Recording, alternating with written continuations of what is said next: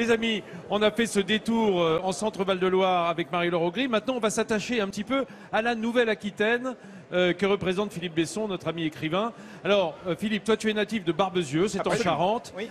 Il y a un volatile célèbre qui est la poule de Barbezieux. Poule de Barbezieux, la plus absolument. grande race de poules en France. Absolument. Mais la Nouvelle-Aquitaine, c'est surtout une des plus grandes régions. C'est la première. La plus grande. C'est la C'est la en plus superficie. C'est la plus grande région agricole. Je voudrais qu'on le redise. C'est la de combien? France. C'est la combien? Première La région première, agricole de merci. France. Il est fier. Alors c'est vrai qu'aujourd'hui la Nouvelle-Aquitaine c'est quand même 12 départements et 3 anciennes régions, donc Oui. c'est normal. C'est la première région également en termes de maïsiculture. C'est normal qu'on fasse donc du canard gras, du foie gras et des volailles festives. Et puis c'est le deuxième vignoble français. Alors évidemment on pense à Bordeaux, mais il y en a également des moins importants comme le Jurançon qui est tout aussi bon. Et puis surtout, à vous qui êtes charentais, on ne peut pas cacher qu'il y a le vignoble de Cognac Absolument. qui est là-bas et qui est quand même la star à l'export en France. Ça fait partie des énormes marchés. Et puis quand on se balade en Nouvelle-Aquitaine, il y a quelques endroits qui vous sont chers. Cher Philippe, on a par exemple l'île d'Oléron. Oui. On Bah, pense pour les marraines toujours à d'Oléron. Oléron pour son littoral, pour ses plages. Mais Oléron, c'est aussi une île qui est encore très rurale. Et on croise comme ça des champs, des marais salants, Des marais et ça salants. donne des paysages sublimes. Absolument.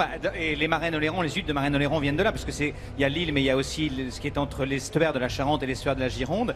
Et la Claire, d'ailleurs, c'est un ancien marais salant. Et c'est ce qui donne aussi cette couleur bleu-vert Exactement. aux huîtres. Les tables d'élevage d'huîtres comme ça, Absolument. qui sont au pied du fort Louvois à Bien Bourse-Franc, sûr. qui a été construit sur les plans de Vauban. Et puis il y Ça, a c'est des ces petites images. maisons colorées, Voilà. absolument, du littoral de là-bas, d'Oléron, oui, bien sûr. Puis évidemment, quand on continue à se balader sur l'île d'Oléron, il y a un élément qu'on ne peut pas rater, c'est le phare de Chassiron à la pointe du même nom, un phare qui date de 1835, et alors qui est blanc et noir, Oui. pour qu'il ne fût pas confondu avec celui de l'île de Ré.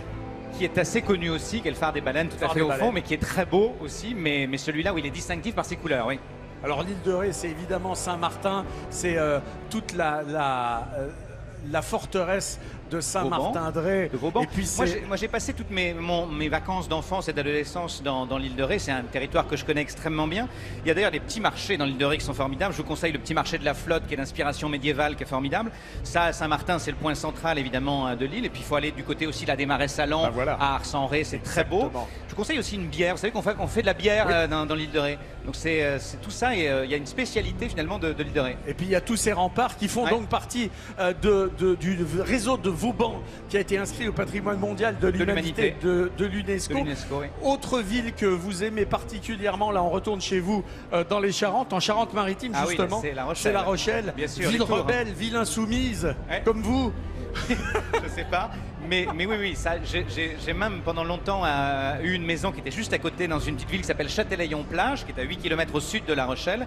J'étais à La Rochelle encore la semaine dernière, je signais mes livres là-bas dans une petite librairie qui s'appelle Les Saisons, je les embrasse s'ils nous regardent.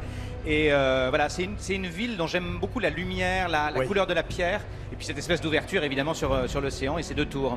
Et puis alors, il y a un endroit, ça c'est pour vous Philippe, mais c'est aussi pour vous Édouard, parce que je crois que vous avez tourné une série dans cette citadelle, dans cette jolie ville de Blaye.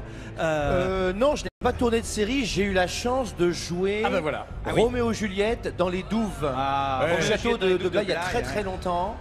Et dire je t'aime mon amour à Juliette dans les Dans les Douves d'un Douves. château, c'est pas évident. Ah donc tu faisais Roméo. Je faisais Roméo.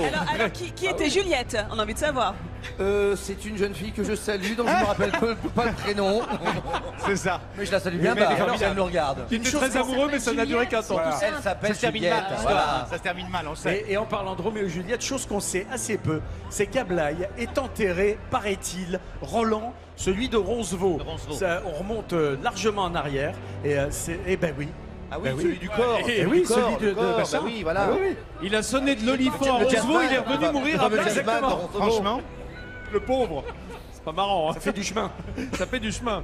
Et puis ça là, c'est les Carlés. Voilà. J'imagine c'est- sur la Garonne, je suppose. Carlés. Un Carlé sur la Garonne ou c'est puis, où et puis Voilà, ça, c'est Bordeaux. Absolument. Voilà. Où j'ai fait mes études, parce que j'ai fait ma prépa là-bas. Je suis revenu faire ensuite mon droit à Bordeaux. C'est une ville qui a considérablement changé. Quand moi j'étais étudiant dans les années 80, c'était une ville sombre. Les façades étaient un peu noires et c'était une ville très vouée à l'automobile. Les étudiants étaient loin sur le campus. Aujourd'hui, c'est devenu une ville blonde.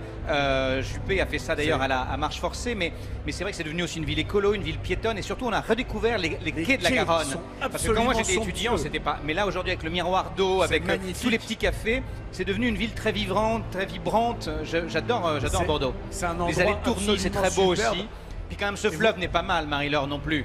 C'est pas Oui, mal. tout à on est fait. d'accord. Non, C'est un et peu Bordeaux est majestueux. en effet une très, Voilà. très belle ville. Oui, oui. Et vous avez quitté Barbezieux pour Bordeaux. Vous Absolument. le racontez, hein, ça a été une vraie transition, vous le dites dans le Oui. livre. Hein. Au fond, quitter Barbezieux pour Bordeaux, c'était quitter l'enfance, l'adolescence, quitter un monde qui était très protégé, dans lequel je connaissais pas vraiment le monde extérieur, le dehors, et puis tout d'un coup, c'était aller dans la grande ville, là où ça bouge, là où il y a du monde. Ça a été une vraie métamorphose. Mais- C'était au moment des 18 ans, oui. Mais Philippe, cette ville de Barbezieux qui t'a Oui. collé un petit peu au basque parce que tu y étais un peu reclus, Oui. on peut dire, dans ton enfance, cette volonté de partir, Bordeaux, puis Paris, puis le monde, Oui. parce que tu as beaucoup voyagé. Oui. Est-ce qu'aujourd'hui tu es réconcilié avec Je ta suis- région? Oui, je suis absolument réconcilié comme on l'est toujours quand on grandit en âge. C'est-à-dire qu'aujourd'hui j'ai 50 ans et donc forcément on se repenche sur les origines et sur son passé. Et ma mère d'ailleurs vit toujours à Barbezieux, donc j'y reviens tout le temps. Et c'est vrai qu'on redécouvre le calme, la douceur, la bienveillance de ces villes-là. Donc quand on vit dans l'urgence, dans le mouvement perpétuel, il y a l'idée de revenir au plus près des racines, des origines. Et il y a quelque chose de régénérant à revenir là-bas. Mais c'est une toute petite ville, hein, c'est 4000 habitants, Barbezieux. Et Bordeaux n'est jamais bien loin, puisque regarde, Il y a le les péché cannelés. mignon, Oui, le c'est péché sympa. mignon. C'est Et cannelé Philippe, ce pour sont les Philippe. cannelés. Alors, il Mais faut les oui. manger, moi je les préfère comme ça et même encore un peu plus cuits, on se disait ça tout à l'heure avec Oui, un peu Vincent. plus sombre encore. Voilà, l'idée Un peu plus c'est qu'il faut que la caramélisé. couche de caramel soit très croquante et très craquante et que l'intérieur soit très moelleux. Et quand j'étais étudiant à Bordeaux, on nous donnait des petits cannelés avec le café, des comme ça justement, de cette taille-là. Quand on avait des bonnes Vous notes. aviez- Quand on avait des bonnes notes, voilà, c'est Bien ça. sûr. J'avais des bonnes notes, j'étais un bon élève, j'obéissais à mon père.